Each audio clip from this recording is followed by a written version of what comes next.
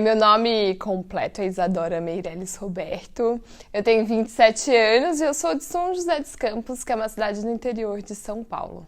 Eu me formei em 2016, entrei aqui em 2012 e eu escolhi ECA porque foi aquele momento que eu tinha acabado de terminar o ensino médio e tava perdida no que eu queria fazer na vida, como sempre estamos. E aí eu encontrei, num ano de cursinho depois, na comunicação, um primeiro passo, uma carreira que eu acreditava que podia me abrir outros lugares no futuro. Então foi nesse momento que eu escolhi primeiro comunicação e aí eu fui atrás de uma escola que fosse referência. Meu pai estudou na USP, Ribeirão Preto, então era pra mim um sonho estudar aqui na USP e aí eu nunca tinha vindo aqui na ECA, então o primeiro dia de matrícula foi um momento assim, realmente de concretização do sonho, quando você vê um sonho se materializar, né, deixar de saiu do mundo subjetivo e aterrissou na matéria. Então foi um momento assim realmente de virada também, que eu percebi que eu tinha saído do ensino médio, que eu estava ali dentro de um mundo, aqui, né, dentro de um mundo totalmente aberto e inexplorado. Então acho que um sentimento de esperança, eu posso dizer, e de esperança num futuro totalmente aberto, em branco. A ECA, quando eu piso aqui, eu me lembro assim, eu tenho sentimentos de cumplicidade, coletividade, por conta dos trabalhos em grupos que a gente faz muito em RP, e eu acho que do espírito de estar sempre buscando conhecimento e as pessoas estarem trabalhando juntas. A ECA me traz muito otimismo, sabe?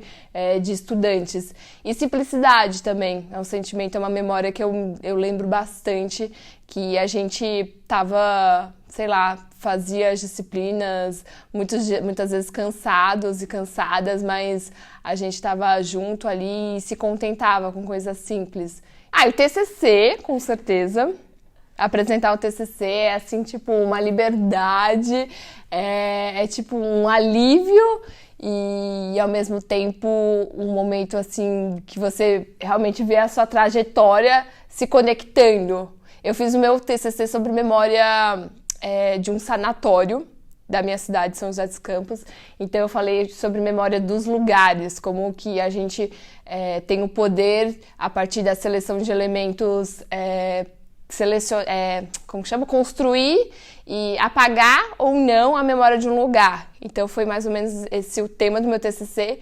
E aí eu vi no meu TCC se conectar toda a minha história ali de São José dos Campos, um pouco sobre o apagamento de memória de grupos minoritários e ver também aquele, sabe, o TCC ali pronto, o texto com conexões de teoria da comunicação, de várias coisas que você vai aprendendo ao longo da Faculdade de Relações Públicas, dá um sentimento muito gratificante. Fez total diferença estudar aqui na ECA para me abrir a minha mente para ser crítica e conseguir me posicionar diante das situações, vida pessoal, profissional e diferentes situações.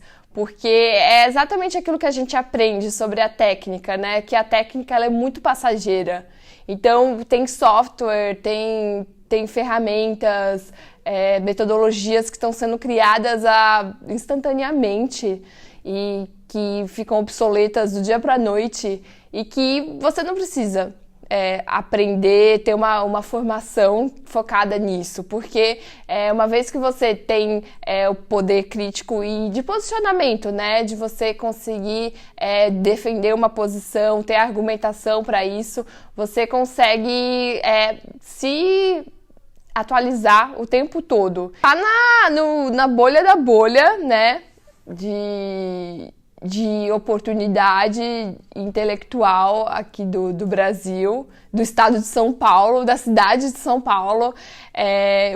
Eu penso muito nisso, né? Porque eu vivo a São Paulo há 8 anos. E, tipo, agora, por exemplo, com essa questão da Amazônia que teve. E aí quando você começa a lembrar, né? Eu acho que é exatamente isso, porque às vezes a gente esquece mesmo que o Brasil é enorme e que a gente está numa bolha muito pequena, né, do privilégio. Então a gente acaba esquecendo de outras realidades que estão próximas no sentido de país, mas longe por conta da dimensão do território. Então eu vejo muito isso, que eu fiquei muito presa com essa realidade ecana, mas que a gente tem, eu coloco muito, dedico muito espaço para as redes sociais, porque eu acho que elas são grandes conectoras da gente encontrar profissionais, pessoas, conseguir nos comunicar com pessoas que têm uma realidade totalmente diversa da nossa. Então eu acho que só da gente reconhecer mesmo o nosso lugar, o nosso espaço e ter uma atitude proativa de ir atrás de outras pessoas que estão em outros espaços é uma forma da gente se conectar e reconhecer esse privilégio e conseguir fazer alguma coisa positiva. Eu gosto muito de colocar a vida assim, em perspectiva. Então, pensar um ano atrás o que eu estava fazendo e o que eu estou fazendo hoje. Então, quando eu estava aqui, eu ainda achava que eu queria uma carreira como relações públicas, sabe? PR, em grandes empresas, multinacionais. E aí minha primeira oportunidade, assim, como CLT, trabalhando mesmo como analista, foi dentro de um banco, uma multinacional. E lá eu me senti totalmente aprisionada dentro de uma empresa e eu comecei a descobrir que não fazia sentido para mim trabalhar em escritório, em lugares muito tradicionais e fechados, rígidos. E aí que me deu um certo desespero depois de formada, porque você tem tantas possibilidades que no final das contas parece que você não tem nenhuma. E aí eu descobri que a gente tem muitas possibilidades e diferentes escolhas podem nos levar a lugares totalmente inimagináveis.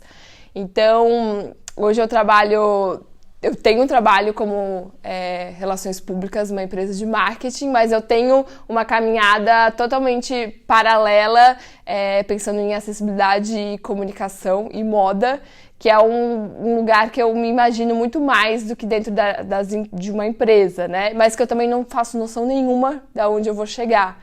Mas, com certeza, hoje, onde eu tô, não tem nada a ver com o que eu imaginava quando eu estava aqui. Moda significa manifestação de identidade, da tua essência. Quando eu fui escolher a minha profissão, a minha graduação, né, não é profissão, eu pensei muito em fazer moda, mas aí eu estava muito presa a estereótipos, que é o estereótipo de ser um lugar superficial, supérfluo, onde não tinha essência, em que as pessoas apenas usavam elementos visuais para contribuir, na verdade, para afirmar, né? Afirmar status. E, enfim, eu tinha essa percepção e eu fui desconstruindo isso aos poucos não durante a minha graduação, que eu acabei tendo muito contato com moda depois, que foi quando eu me aproximei das pessoas com deficiência, principalmente deficiência visual, porque eu comecei, quando eu estava ali no banco, que eu trabalhava, e eu percebi que eu não queria trabalhar nesse lugar, eu comecei a conviver com pessoas com deficiência e a perceber a relação delas com a moda, que era totalmente diferente desse lugar superficial que eu achava. Então, teve uma frase marcante uma vez de uma menina cega que ela me falou assim, ela usava bengala, né, de pessoas cegas, e ela falava assim, eu quero ser percebida antes da minha bengala, porque eu sempre chego nos lugares e as pessoas veem a minha bengala antes de mim. Então eu comecei a usar a moda para me expressar e para as pessoas repararem no que eu tô vestindo, na minha individualidade e não na minha bengala. E a partir daquilo, aquilo ficou muito marcante para mim. Eu fui procurar o curso de moda inclusiva, que a gente chama que é uma moda que pensa na diversidade de corpos, inclusive os com deficiência. E lá que eu encontrei um lugar de comunicação que é muito visual ainda e que excluía muitos corpos. Então, como fazer com que a moda conseguisse incluir esses corpos que também querem se comunicar, também querem se manifestar, e muitas vezes são essas pessoas que têm corpos com deficiência que mais precisam dessa linguagem para conseguir trabalhar com questões de autoestima, de empoderamento e de manifestação de uma identidade além da deficiência, né? Então, para mim, a moda é isso, é um lugar que você consegue encontrar elementos da linguagem para se manifestar. Quem São Elas surgiu no começo de 2019, em janeiro, e é o seguinte, também a gente se conheceu tudo pela internet, pelas redes sociais, a gente foi se conhecer ao vivo em abril desse ano, no Fashion Revolution, porque antes a gente só se conhecia pelo videoconferência. E o coletivo surgiu porque a gente a gente percebeu que existiam muitas ideias e iniciativas de moda inclusiva pelo Brasil afora e que as pessoas não estavam se comunicando, né? Tava todo mundo querendo trabalhar sozinho e tem uma coisa que eu acho muito forte de influenciadores, que é um dos pontos que eu critico bastante, de influenciadores ainda que trabalham como ativistas de alguma causa de gênero, raça, né, diversidade em geral, é que muita gente quer ser o único, né? A gente fala sobre empoderamento, né? Às vezes tem muita gente falando sobre empoderamento e a pessoa continua sendo aquela única, quer ser a estrela, quer brilhar mais do que todo mundo e acaba usando o discurso de empoderamento para autopromoção. Então, o coletivo surgiu nesse contexto de que muitos precursores da moda inclusiva aqui no Brasil queriam ser os únicos, não realmente estavam trabalhando para que pessoas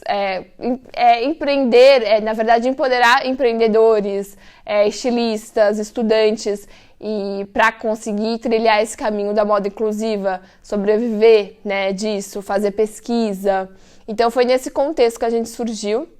E com essa necessidade de encontrar um lugar que a gente pudesse criar uma rede, uma plataforma para conectar essas pessoas e fazer com que a gente consiga evoluir. Quero levar o coletivo assim para fora, junto com as meninas, conseguir realmente impactar a vida de milhões de pessoas que têm deficiência, conseguir aproximar as pessoas à sociedade da deficiência, que ainda a gente não conseguiu. A gente ainda continua vendo a pessoa com deficiência apenas como um cadeirante, aquele símbolo azul que fica, né, nos lugares. De uma forma utópica, idealista, eu me vejo influenciando pessoas a se aproximarem, né, da sua deficiência e da limitação humana. Acho que é meu grande sonho é esse. Eu acho assim que para não se apavorar com o presente e acreditar sempre no futuro, porque a ansiedade é uma coisa que consome muito a nossa geração e eu não tenho um bom conselho para isso, porque eu vivo isso constantemente e é difícil sair desse ciclo, mas eu diria exatamente isso, para tentar não ter ansiedade, controlar a ansiedade, viver o presente e ver as possibilidades que a gente tem no presente, porque é o que eu estava comentando antes sobre a gente viver a faculdade, né, os colegas, as possibilidades que a gente tem aqui. E porque a gente vai ter muito tempo para viver o futuro, né? Para pensar em trabalho, enfim, outras possibilidades. Então eu falaria para Isa que entrou aqui na ECA ter menos ansiedade com o futuro e me concentrar nas escolhas que eu tenho possível no presente, para não gerar tanta ansiedade. Acho que é meu maior conselho, é acreditar em si mesmo, porque aí as escolhas ficam mais fáceis, você realmente consegue enxergar, na verdade, as oportunidades, porque muitas vezes a gente a gente tem as oportunidades e não consegue enxergar elas, porque a gente não acredita no nosso potencial. Então, ecanos, acreditem no seu potencial e vivam esse ambiente que ele proporciona também esse momento de troca e de acolhida.